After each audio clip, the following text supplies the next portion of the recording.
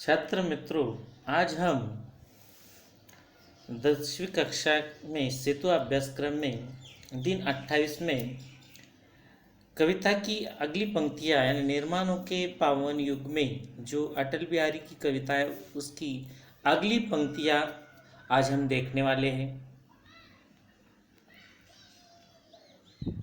शील विनय आदर्श श्रेष्ठता तार बिना झनकार नहीं है। शिक्षा क्या स्वर साध सकेगी यदि नैतिक आधार नहीं है। कीर्ति कौमुदी की गरिमा में संस्कृति का सम्मान न भूले।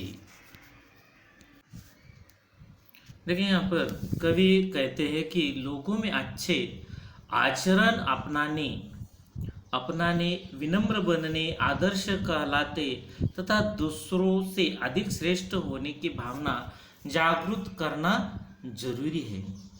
यानी लोगों में यहाँ पर अच्छी भावना जागृत करना जरूरी है, तभी लोगों में चेतना आ सकेगी। यानी लोगों को हमें जागृत करना चाहिए। वे कहते हैं कि यदि किसी व्यक्ति में नैतिक आधार नहीं है तो उसकी शिक्षा किसी काम की नहीं है। यानी उसकी शिक्षा जो प्राप्त की वह किसी कार्य की नहीं जब उसको कोई नैतिक आधार न हो।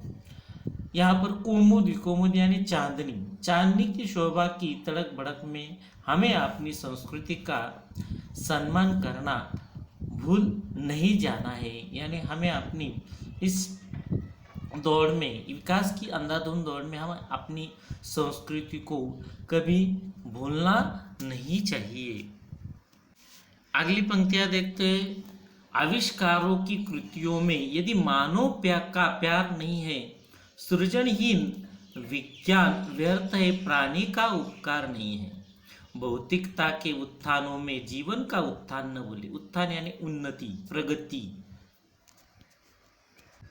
आविष्कार यानी नवनिर्माण। देखिए, यहाँ पर कवि कहते हैं कि आविष्कारों की से जिन वस्तुओं का निर्माण हुआ है, यदि वे मनुष्य के काम की नहीं है, उसमें प्राणियों का कोई भला नहीं होता यदि यह विज्ञान व्यर्थ है।